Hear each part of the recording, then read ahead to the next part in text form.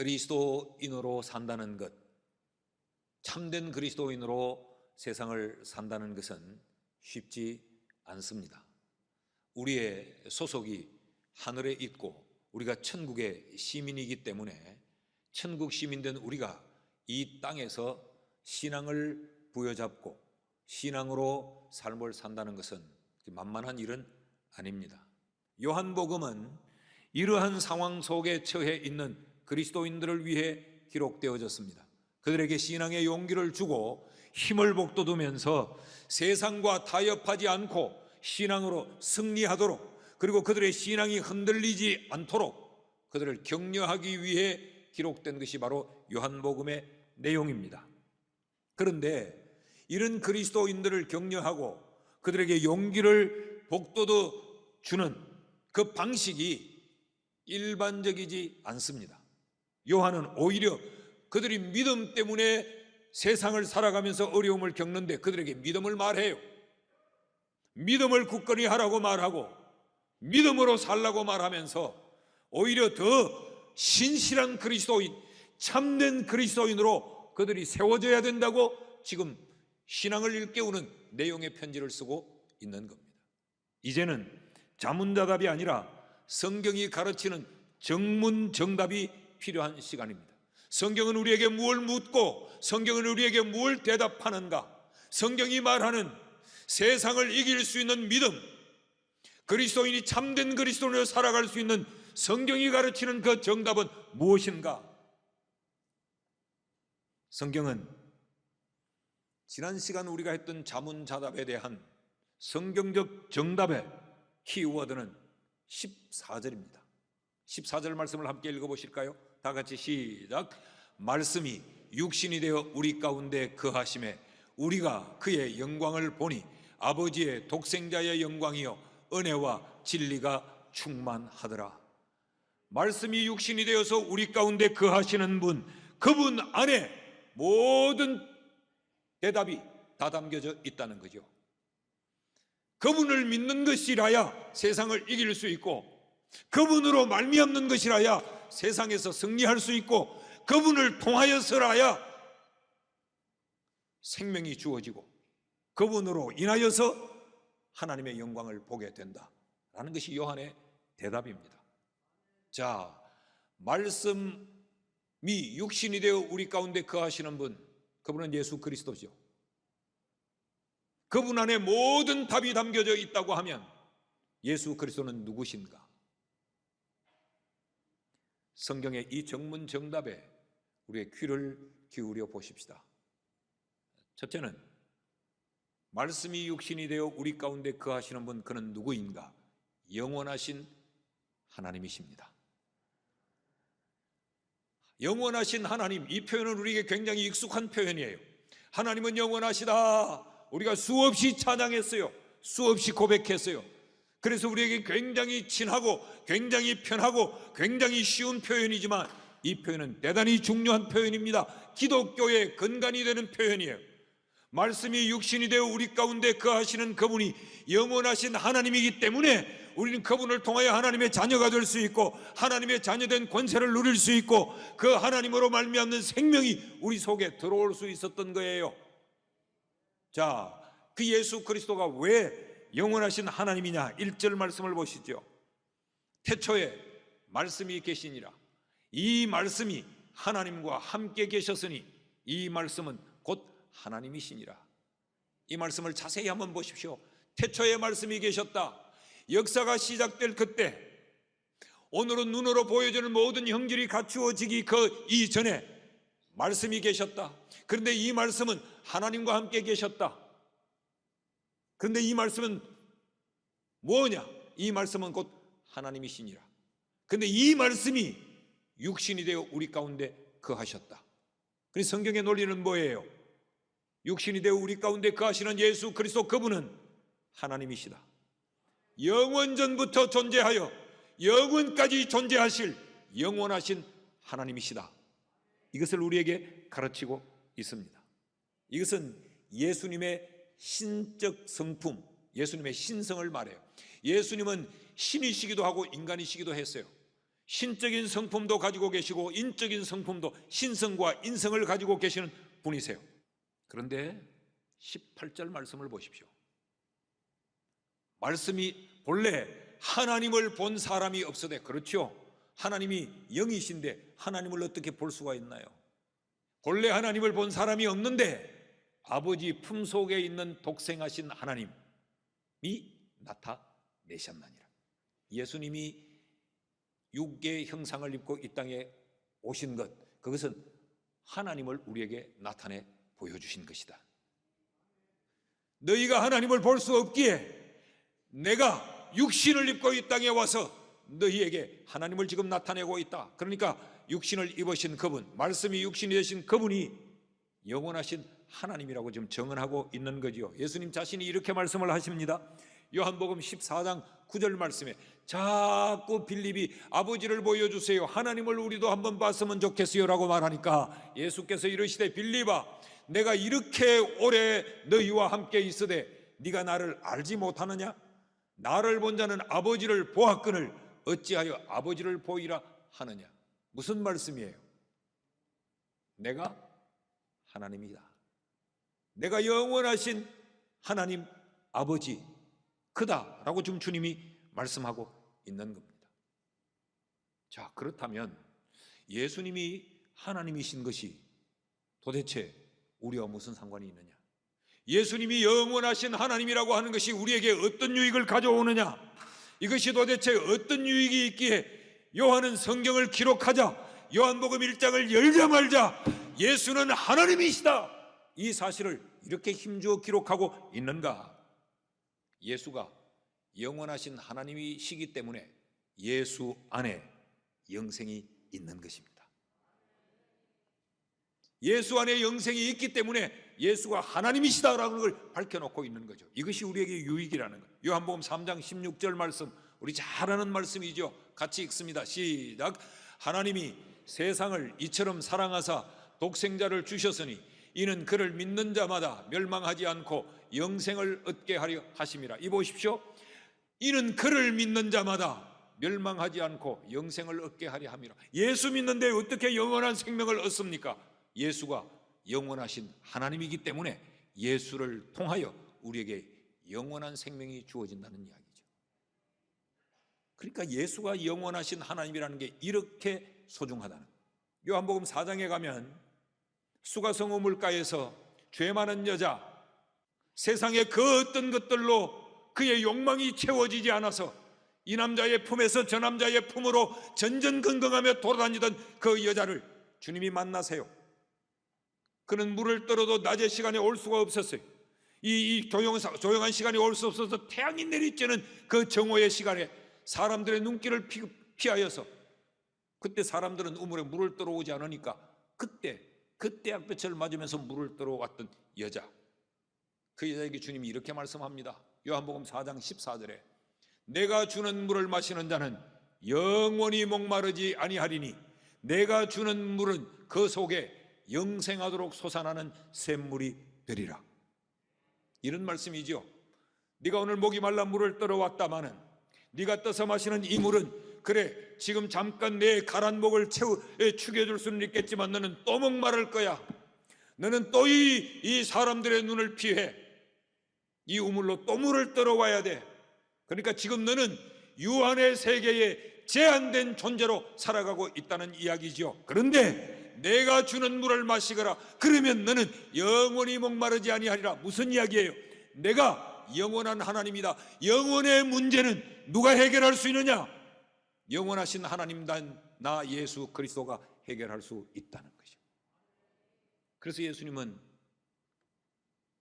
유한한 세상을 향해서 너희는 불가능하나 나로 인하여서 불가능은 없다고 말씀을 하세요. 귀신 들린 자식 때문에 온갖 사방 의원들을 다 찾아다녀도 고치지를 못했어요. 그러니까 그 자식을 데리고 주님 앞에 나와서 이렇게 말합니다. 혹시 당신은 어떻게 고칠 수 있나요? 그럴 때 주님이 하신 말씀이 마가복음 9장 23절입니다. 예수께서 이르시되 할 수 있거든이 무슨 말이냐? 믿는 자에겐 능히 하지 못할 일이 없느니라 하시니. 믿으시면 아멘. 세상은 할 수 없는 것들이 많아요. 그러니까 지금 이 귀신 들린 아이를 데리고 온 아버지도 말하는 거예요. 당신은 혹시 할 수 있습니까? 주님이 말씀합니다. 믿는 자에겐 불가능이란 없다. 네가 잘났어가 아니고 네가 탁월했어가 아니라 나를 믿기 때문에, 내가 영원하기 때문에, 내게는 제한이 없기 때문에, 나는 유한하지 않기 때문에, 나는 영원하기 때문에 나를 믿는 믿음 안에서는 불가능은 없다. 지금 요한은 유한한 세상에서 살아가는 1세기 그리스도인들에게 이 사실을 일러주고 있습니다. 너희가 믿는 예수는 유한한 존재, 제한된 존재가 아니고 영원한 존재야. 영원하신 하나님이야. 여러분, 이것이 얼마나 위로가 되고 얼마나 힘이 되고 능력이 됐을까요? 그래서 요한은 지금 인간적인 위로를 하는 것이 아니고 믿음을 강조하고 있는 겁니다. 예수를 믿으라는 거예요. 영원하신 하나님이신 예수를 믿으라는 거죠. 자, 그런데 우리는 예수가 영원하신 하나님이신데 종종 번지를 잘못 찾을 때가 있어요. 번지수를. 하나님 아닌 것을 하나님으로 생각할 때가 많습니다.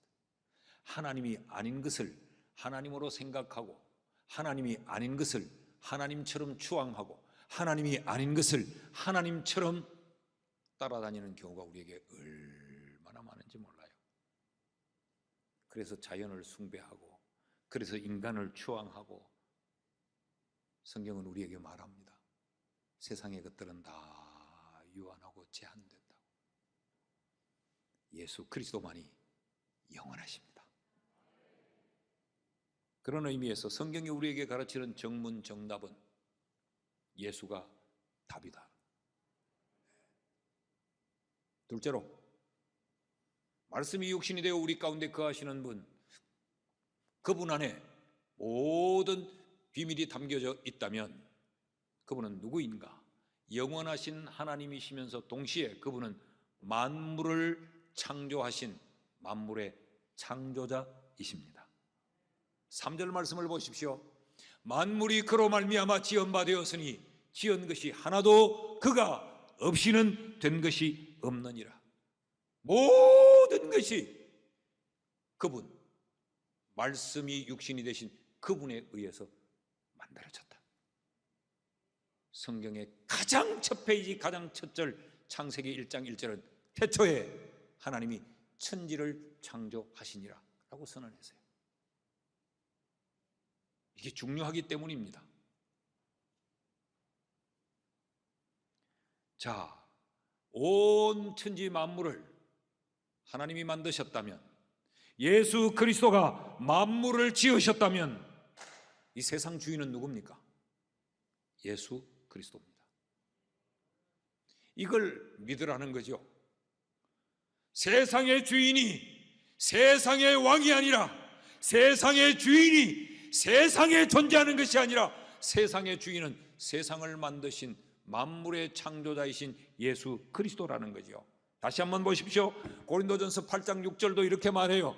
바울은 성도들에게 가르치기를, 그러나 우리에게는 한 하나님 곧 아버지가 계시니 만물이 그에게서 났고 우리도 그를 위하여 있고, 또한 한 주 예수 그리스도께서 계시니 만물이 그로 말미암고 우리도 그로 말미암아 있느니라. 만물이 예수로 말미암았다. 로마서 11장 36절은 이렇게 말합니다. 만물이 주에게서 나오고 주로 말미암고 주에게로 돌아감이라. 만물이 주에게서 나왔다. 주님이 만들었다. 그렇기 때문에 이 만물은 주님으로 말미암아 주님에 의해서 움직여지고 관리된다. 그러다가 이 만물은 마지막 결국 주님에게로 돌아간다. 무슨 이야기입니까? 만물의 창조자가 예수 그리스도시니 그 예수 그리스도는 만물의 주권자이시다는 거죠. 이 천하 만물은 주님의 손안에 있습니다. 주님이 관리하시고 주님이 움직이고 주님의 뜻대로 하십니다. 여러분, 이것이 힘이라는 거죠. 이 예수 안에서 우리는 고침을 받을 수 있어요. 그분이 나를 만드셨으니까. 이 예수 안에서 우리는 회복될 수 있어요. 그분이 우리의 주인이니까. 예수 안에서 우리는 새로워질 수 있습니다. 변화될 수 있습니다. 세상의 약이 못해도, 세상의 교육이 못해도 만드신 주인은 우리를 바꾸고 우리를 고치고 우리를 새롭게 하실 수가 있습니다. 그래서 지금 예수가 누구냐? 예수는 만물의 창조자인 것을 그들에게 일깨우고 있는 거예요. 예수가 만물의 창조자라면 우리는 어떻게 살아야 되느냐? 우리는 롤드십을 가지고 살아야 됩니다. 다시 말하면 예수님의 주인 된다고 하는 철저한 의식을 가지고 살아야 돼요. 예수님이 주인이다. 내 생명의 주인도 주님이요, 내 인생의 과거에도 주인이요, 미래에도 주인이요, 주님이 나의 온전한 주 되신다고 하는 것을 날마다 인정하는 이 롤드십을 가지고 살아야 돼요. 우리가 주여 부르지요. 크게 두 가지의 의미가 있어요. 하나는 Savior, 주님이 나의 구주시오, 우리를 죄에서 건진 구세주라는 의미가 있고, 또 하나는 Lord, 주인이라는 의미가 있어요. 주님 어떻게 하죠? 그 말은 주인에게 묻는 겁니다. 주인님 어떻게 하죠? 그런 이야기예요. 예수님이 만물의 창조자라면 우리에게 두 번째, 우리의 리더십을 주님께 맡겨야 됩니다. 우리는 주께 온전히 순종하면서 살아야 돼요. 여러분의 리더십은 누굽니까? 여러분 자신이 여러분의 인생의 주인이 되어서 여러분의 인생을 여러분이 리드하면서 살지는 않습니까? 주님은 만물을 친히 만드셨어요. 지금도 관리하고 계세요. 일월성신을, 춘하추동을, 아침 저녁을 주님이 간섭하고 계세요. 사람이 태어나고 죽는 것을 주님이 다 관장하고 계세요. 만물의 창조주이신 그분이 오늘도 만물을 다스리는 자로 우리 가운데 나와 함께 계신다는 사실을 우리가 보게 되면 두려움을 이길 수 있습니다. 세상 앞에 엎어지지 않는다. 여러분, 만물의 주인이 예수 그리스도이시라는 것 믿기를 축복합니다. 셋째로, 말씀이 육신이 되어 우리 가운데 거하시는 분, 그는 누구신가? 그는 은혜와 진리의 주인이세요. 이 세상의 비극이 뭐냐? 예수를 모르는 데 있습니다. 10절 말씀을 보시면요, 그가 세상에 계셨으며 세상은 그로 말미암아 지은 바 되었으되, 지금까지 제가 설교한 내용이죠. 세상에 계셨고 세상은 그로 말미암아 지은 바 되었으되 세상이 그를 알지 못하더라. 여기 안다라고 하는 이 기노스코라고 하는 말은 understand, 이해를 못했다. 예수님을 몰라봤다. 이게 비극입니다. 계시는데도 몰라요, 예수를. 그러자 어떤 일이 일어나느냐? 이어지는 11절을 보십시오. 자기 땅에 왔는데도 자기 백성이 영접하지 않았다. 여기 영접하다라고 하는 이 말은 파랄람바노라고 하는 말인데 받아들인다. 그러니까 예수를 못 받아들여. 모르니까 못 받아들인 거예요. 이게 왜 비극이냐? 이게 왜 비극이냐? 그래서 하나님의 자녀가 못된 겁니다. 그래서 그들에게 자녀된 권세가 없는 거예요. 그러니까 그들에게는 영원한 생명이 얻지를 못한 거지요. 그러니까 그들은 죽음 앞에서 두려워 떨 수밖에 없고 죽음의 포로가 될 수밖에 없었던 거죠. 이것이 세상의 무지입니다. 이게 세상의 무능이에요. 죄가 이렇게 만들어버린 겁니다. 그런데 여러분, 놀랍게도 우리는 알고 있습니다. 예수가 누군지. 우리는 이 예수를 믿고 있습니다. 그래서 우리는 하나님의 자녀가 됐어요. 그래서 우리는 천국 시민이 됐어요. 하나님의 나라를 소망할 수 있는 자가 됐단 말이죠. 이게 놀랍지 않습니까? 우리는 어떻게 알게 됐느냐? 우리의 뛰어난 판단력과 예지력과 분석력 때문이 아닙니다. 예수 그리스도가 우리에게 은혜를 부어주셨기 때문입니다. 16절 말씀을 보십시오. 우리가 다 그의 충만한 데서 받으니 은혜 위에 은혜라. 이건 이렇게 바꿔서 이해가 쉽도록 옮기면 이러그래. 은혜가 충만한 예수 그리스도, 그분이 우리에게 은혜를 주고 또 은혜를 주고 또 은혜를 주었기 때문이다, 그런 이야기예요. 그러니 여러분, 은혜가 얼마나 귀해요. 은혜가 생명을 살립니다. 은혜가 지혜롭게 합니다. 은혜가 구원의 길을 걷게 만듭니다. 그렇다면 너희가 믿는 그 예수 그리스도, 그분은 어떻게 너희에게 이런 은혜를 줄 수 있느냐? 17절 말씀을 보면 율법은 모세로 말미암아 주어진 것이지만 은혜와 진리는 예수 그리스도로 말미암아 온 것이라. 은혜와 진리의 주인이 예수님이라는 거죠. 그러니까 그 예수는 너희에게 은혜를 줄 수 있다는 거예요.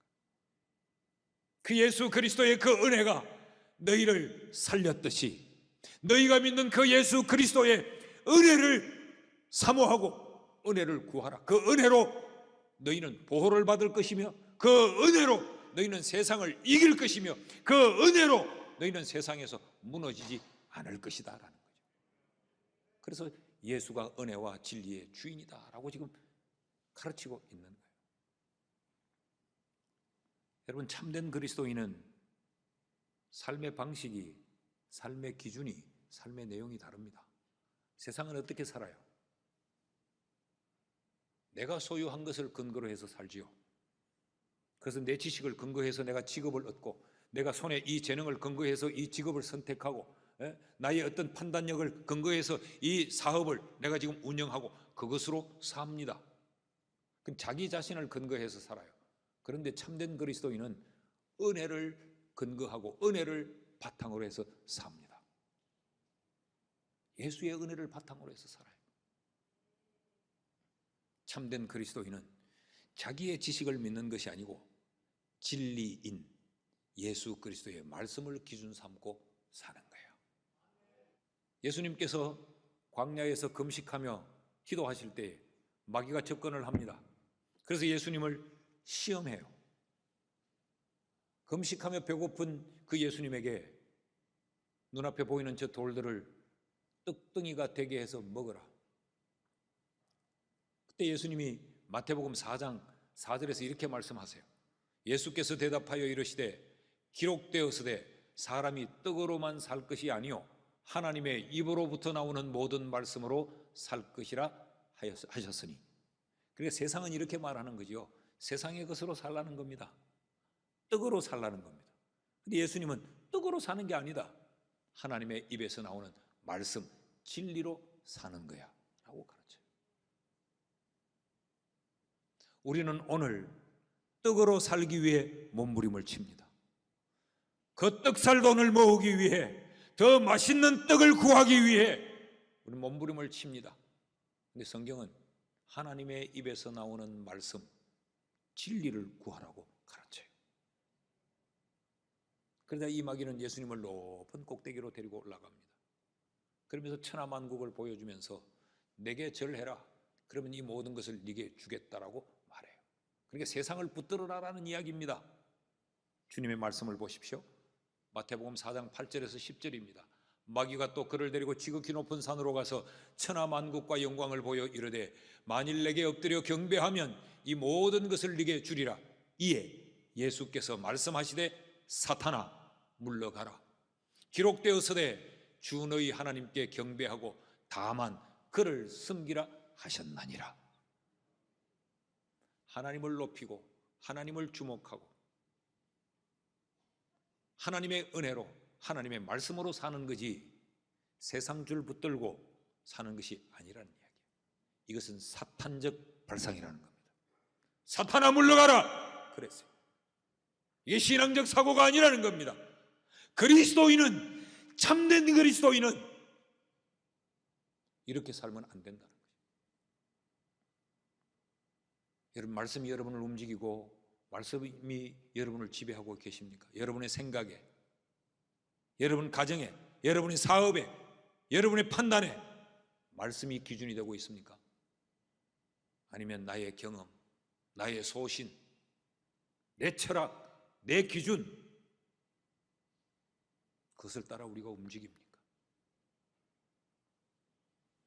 성경의 정문정답은 예수의 은혜로, 예수의 진리로 살라.